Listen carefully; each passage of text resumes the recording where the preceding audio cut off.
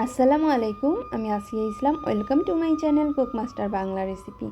আজকে আমি আপনাদের জন্য নিয়ে এসেছি ঘরে থাকা মাত্র দুটি উপকরণ দিয়ে একদম দোকানের মতো পারফেক্ট নরম ও সুস্বাদু ছানা মিষ্টি তৈরির রেসিপি। দেখতেই পাচ্ছেন কতটা সুন্দর, লোভনীয় ও আকর্ষণীয় হয়েছে আমার এই ছানা মিষ্টিটা। এটা দেখতে যতটা সুন্দর হয়েছে, খেতেও ঠিক অতটাই সুস্বাদু হয়েছে। আপনারা যখন বাসায় তৈরি করে খাবেন তখনই বুঝতে পারবেন। আপনি কি কখনো বাসায় নিজের হাতে ছানা মিষ্টি তৈরি করে খেয়েছেন? যদি না খেয়ে থাকেন তাহলে অবশ্যই আমার ভিডিওটা মনোযোগ সহকারে দেখবেন, কোথাও স্কিপ করবেন না। তাহলে আপনি দোকানের চাইতেও সুন্দর ও পারফেক্টভাবে ছানা মিষ্টি তৈরি করতে পারবেন। দেখতেই পাচ্ছেন কতটা সুন্দর হয়েছে আমার এই ছানা মিষ্টিটা। সো আর কথা না বাড়িয়ে চলুন দেখা যাক এই ছানা মিষ্টিটা আমি কিভাবে তৈরি করেছি। Let's go to my channel.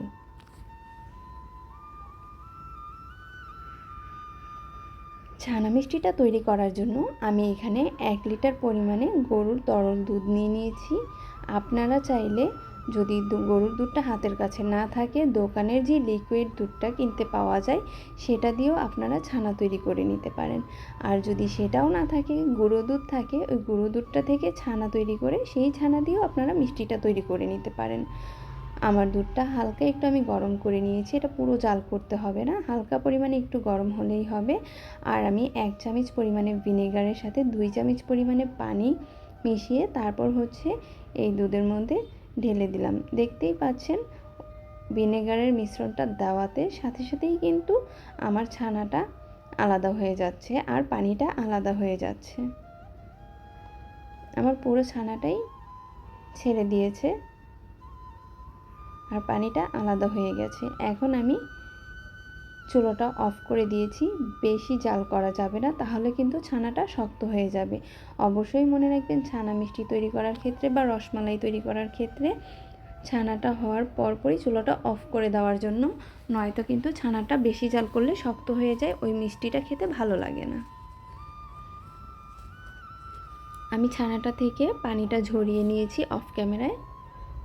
আমার ছানা থেকে পুরো পানিটা ঝরে গিয়েছে। 2-1 ফোঁটা করে পানি আছে, ওইটাতে কোনো ব্যাপার না, কোনো সমস্যা নেই। এখন আমি একটা বোল নিয়ে নিয়েছি আর বোলের মধ্যে ছানাটা নিয়ে নিচ্ছি।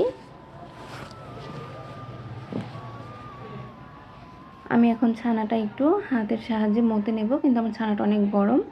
একটু ঠান্ডা হোক, তারপর আমি এটাকে হাতের সাহায্যে মতে নিচ্ছি। আমার ছানাটা ঠান্ডা হয়ে গেছে। এখন আমি এটাকে একটু ভালোভাবে মতে নিচ্ছি। যেহেতু দলা পেকে আছে, দলাটা ছাড়িয়ে দিচ্ছি।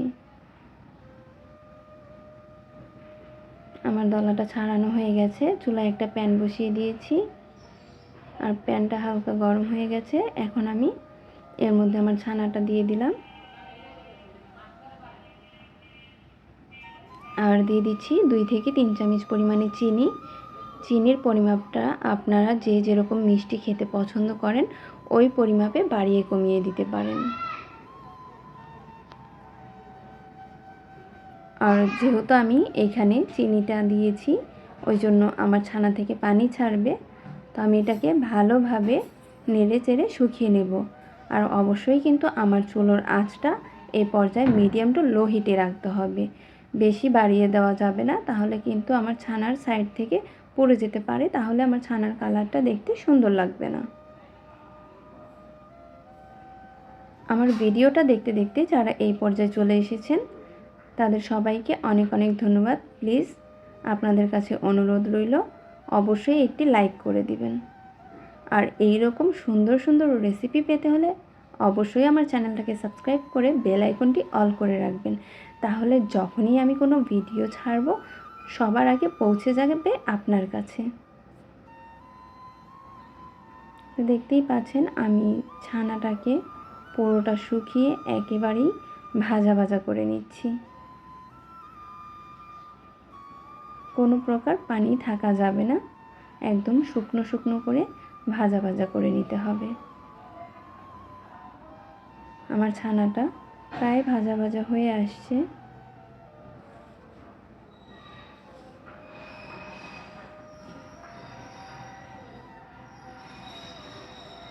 এখন আমি চুলাটাকে অফ করে দিয়ে ছানাটাকে ঠান্ডা করে নেব। চুলাটা অফ করে দিয়েছি। এখন একটা বোলের মধ্যে ছানাটাকে ঢেলে তারপর ঠান্ডা করে নেব। আর আমার ছানাটা ঠান্ডা হতে হতে আমি এখানে কিছু কাঠবাদাম কুচি করে কেটে নেব। আমার ছানাটা ঠান্ডা হতে হতে আমি কিছুটা পরিমাণে কাঠবাদাম কুচি করে নিয়েছি। আপনারা চাইলে পেস্তা বাদাম বা আপনার কাছে যেই বাদামটা খেতে ভালো লাগে ওই বাদামটাই কুচি করে নিতে পারেন। এখন আমি ছানাটাকে হাতের সাহায্যে ভালোভাবে একটু মতে ঝুরা করে নিচ্ছি।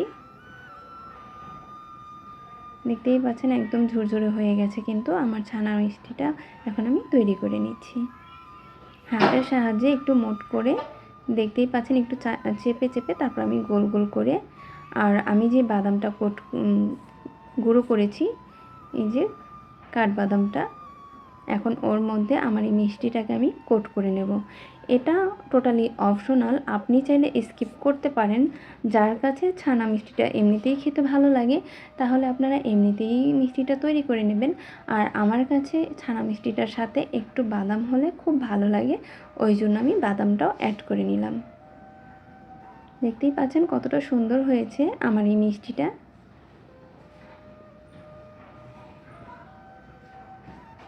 এখন আমি আরেকটা মিষ্টি তৈরি করছি।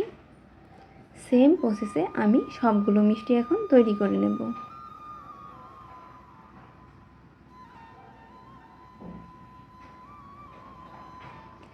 এই মিষ্টিটা আপনারা বাসায় অবশ্যই ট্রাই করবেন। আর ট্রাই করে আমাকে কমেন্ট বক্সে কমেন্ট করে জানাবেন যে মিষ্টিটা খেতে কেমন হয়েছিল।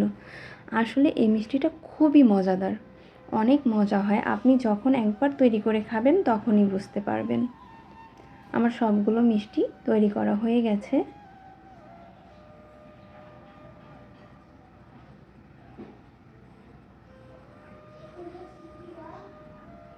আপনারা যদি অন্য কোনো রেসিপি আমার কাছে দেখতে চান তাহলে সেটাও কিন্তু অবশ্যই আমাকে কমেন্ট বক্সে কমেন্ট করে জানাবেন।